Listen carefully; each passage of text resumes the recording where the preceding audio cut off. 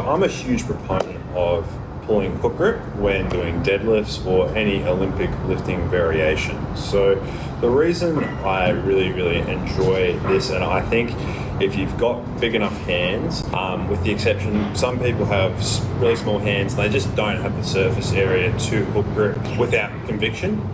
So if your hands are big enough and you have been pulling mixed grip for a while and not really feeling it, and you feel like you would benefit from pulling from a more symmetrical position, the hook grip's probably for you. And I'm going to teach you why that is, and why I would recommend that you take the long road, take the time to learn it. It's not going to be good for a while.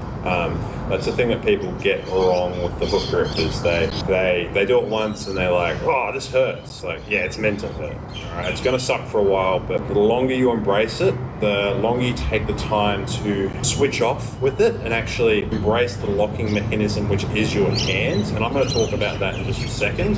The better you'll do and the more dividends this will pay in the long term. So the reason I like it is because it's a locking mechanism. So if I show you my hands here like this, the cool thing about the hook grip is that it will probably give you a whole maybe inch of range of motion to your arms, which is preferable to your leverages, and it's going to mean that you can lift more weight. What people really get wrong with the hook grip is they over grip.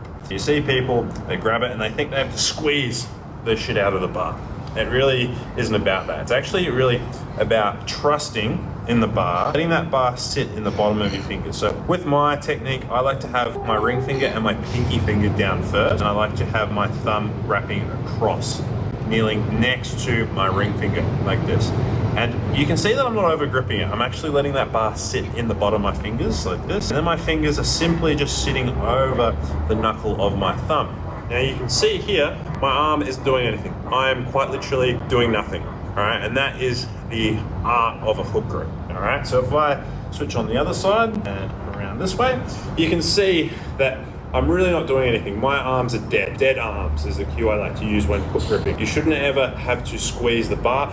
If you're squeezing it, you're probably doing it wrong, and you need to just do some more foundational work with some lighter weights to build up your tolerance. It really is as simple as that. Now, the really cool thing about the hook grip is it is the art of doing nothing, and that means the less attention that you can put towards your hands means the more attention you can put into using your legs and your hips, which really should be the prime movers of this entire movement. And if you do that, you'll stop your lower back from working, and you will have a stronger leverage and a stronger lift. If you have your arms nice and long, that means your hips can do their role effectively without you having to squeeze or accommodate with a mixed grip, which can sometimes create a bit of torquing motion through the upper back, which when you're lifting heavy load really is not preferable, all right?